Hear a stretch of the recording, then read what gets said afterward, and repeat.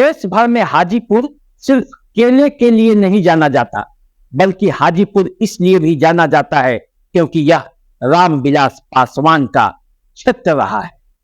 उस रामविलास पासवान का क्षेत्र रहा है जो कभी देश भर में सबसे अधिक मतों से जीते थे। वर्तमान समय में हाजीपुर उस वैशाली जिले का मुख्यालय है जो कभी दुनिया को पहला गणतंत्र दिया था। गणतंत्र की उसी भूमि वैशाली पर आज राजनीतिक हिस्सेदारी के लिए हंगामा हो रहा है। आखिर हाजीपुर में हिस्सेदारी का ये हंगामा क्यों हो रहा है? क्यों राजनीतिक हिस्सेदारी के लिए हुंकार भरे जा रहे हैं?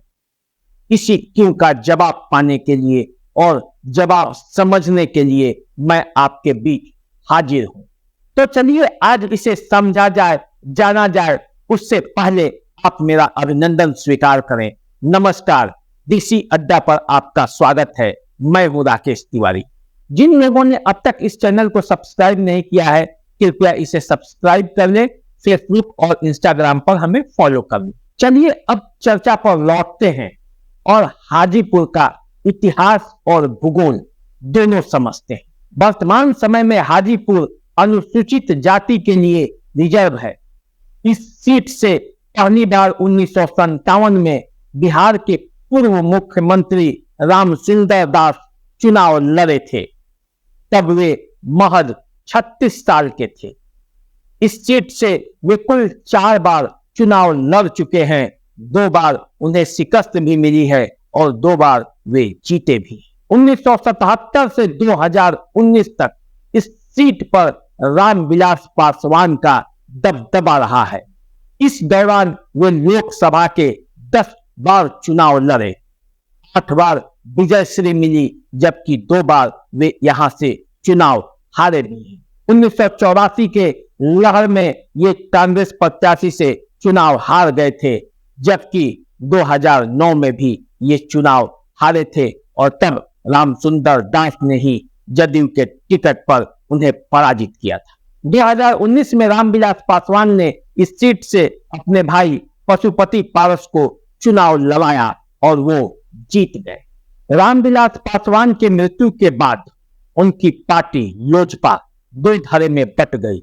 एक धड़े का कमान उनके पुत्र चिराग पासवान संभालते हैं, जबकि दूसरे धड़े का कमान उनके भाई पशुपति पारस।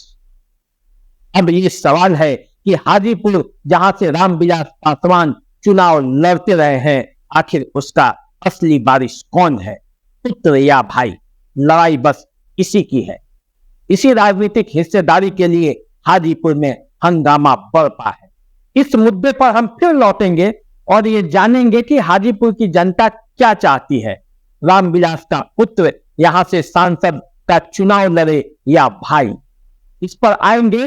उससे पहले जरा हाजीपुर का भौगोलिक स्थिति समझ लेते हैं। हाजीपुर लोकसभा क्षेत्र के अंतर्गत 6 विधानसभा क्षेत्र आते हैं, जिसमें हाजीपुर, लालगंज, महुआ, राजापाकर, राघोपुर और महानार विधानसभा क्षेत्र शामिल है। इस पर 2 में बीजेपी का प्रत्याशी जीता हुआ है, जबकि 4 पर महागठबंधन का कब्जा है। इसी हाजीपुर लोकसभा क्षेत्र के अंतर्गत राघोपुर विधानसभा क्षेत्र आता है, जहां से उप मुख्यमंत्री तेजस्वी यादव विधायक हैं। इससे पहले उनकी मां और पिता दोनों इस राघोपुर विधानसभा क्षेत्र से विधायक रह चुके हैं। अब ये समझिए कि कितना महत्वपूर्ण ये क्षेत्र है, जहां से चिराग पासवान और पशुपति पारस दोनों चुनाव लड़ना चाहते हैं। चिराग पासवान इस सीट से इसलिए दावा कर रहे हैं क्योंकि उन्हें लगता है कि उनके चाचा पशुपति पारस नीतीश कुमार के इशारे पर उनके पार्टी को तोड़ दिया है और तोड़कर उन्हें राजनीति से अलग थलग करने का प्रयास किया है। क्योंकि यह सीट उनके पिता का है, इसलिए सबसे पहला हक पुत्र को ही जाता है और चिराग इसी मामले को लेकर हाजीपुर के जनता के बीच जाते हैं। पशुपति पारस वर्तमान समय में केंद्र सरकार में मंत्री हैं, लेकिन उन्होंने वैसा कोई काम नहीं किया जैसा काम रामविलास पासवान इस क्षेत्र के लिए किए। हाजीपुर के लोगों को आज भी याद है कि हाजीपुर में रेलवे का जोनल ऑफिस लाने वाले रामविलास पासवान ही थे। हाजीपुर में कई विकास कार्यों के लिए रामविलास पासवान को जाना जाता है। पशुपति पारस में न तो वैसी राजनीतिक चमक है और न वैसे काम करने के प्रति ललक। इसलिए हाजीपुर की आम जनता चाहती है कि चिराग पासवान ही उनका प्रतिनिधित्व करे। अब एक पेच यहाँ है कि चिराग पासवान जमुई से सांसद हैं और वे वहां से चुनाव लड़ना चाहते हैं, इसलिए वे अपनी मां रीना पासवान को यहां से चुनाव लड़ाने का दाया करते हैं। लेकिन परिस्थिति जैसा बनेगा, हो सकता है कि चिराग भी यहां आकर चुनावी कमान संभाल ले और यहां से लोजपा के टिकट पर चुनाव लड़ जाए। अब इन दोनों के बीच एनडीए का पूरा मामला फंसा हुआ है कि वो जाए तो कहां जाए, चाचा के साथ जाए या भतीजा के साथ। चिराग चूंकि नए चेहरे हैं और युवाओं में उनके प्रति खास आकर्षण है, इसलिए भाजपा उन्हें छोड़ना नहीं चाहती। अब बात रामविलास पासवान के विरोधियों का कर लेते हैं तो हमेशा यहाँ विपक्ष प्रयोग ही करता रहा है।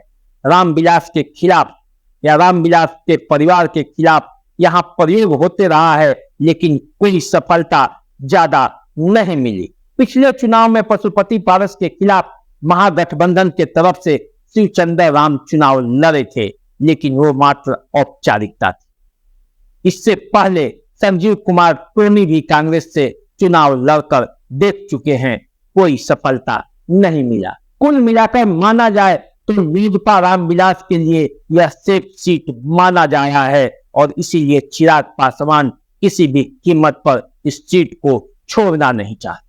हाजीपुर की हिस्सेदारी तो सब लेना चाहते हैं, लेकिन हाजीपुर के लोगों के विकास के लिए कौन हिस्सेदार बनेगा? कौन हाजीपुर के केला किसानों का दर्द सुनेगा? कौन राघोपुर दियारा इलाके के लोगों का दर्द समझेगा, जो कभी बाढ़ से, कभी सुखाड़ से और कभी स्वास्थ्य सेवाओं के लिए तरसते रहते हैं। आने जाने का न सुगम साधन है, न रहने का अच्छा मकान। दियारे के इस दर्द को सुनेगा भी तो कौन? अपने हिस्से की राजनीतिक हिस्सेदारी तो पाने के लिए हुंकार भरे जाते हैं, लेकिन उनकी हिस्सेदारी कौन दिलाएगा?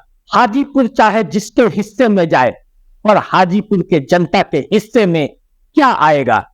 आज यही सबसे बड़ा सवाल है, क्योंकि जो ये सवाल का जवाब देगा, आने वाले चुनाव में जनता उसे ही वोट देगी, क्योंकि सालों साल से वे धोखा खाते आए हैं और उनके हिस्से का हक मारा जाता रहा है। तो अपना हिस्सा तो जरूर लीजिए, लेकिन हाजीपुर के लोगों का दर्द भी समझिए। आज बस यहीं तक। इसी तरह अन्य लोकसभा क्षेत्रों के बारे में भी हम आपको जानकारी देते रहेंगे। आप हमारे साथ बने रहिए। चैनल को जल्दी से सब्सक्राइब कर लीजिए, फेसबुक इंस्टाग्राम पर हमें फॉलो कर लीजिए और कमेंट करके जरूर बताइए, ताकि हम आपके हिसाब से भी वीडियो बना सकें। नमस्कार।